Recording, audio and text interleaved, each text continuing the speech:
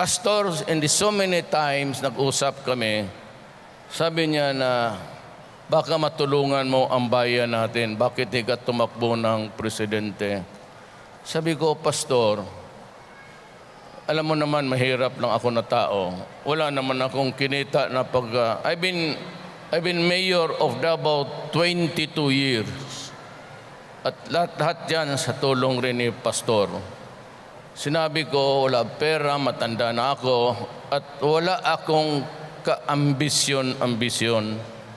Huwag ho kayong ma-offend, po yun talaga ang totoo. Wala akong balak maging presidente kasi ayaw ko magtrabaho kasi matanda na ako. Gusto ko na lang may mga umaga na ayaw ko nang tumindig. Diyan na ako sa kama tapos nagtatawag na lang ako. Parang gusto ko nang mag-enjoy. 70 years old, may mga sakit ako, may Barrett ako dahil sa inom. At dahil sa sigarilyo, may Berger's disease ako, caused by nicotine. Kaya may mga sakit ako, hindi masyado maganda ang circulation ko sa buhay. Ngayon, bakit ako tumakbo?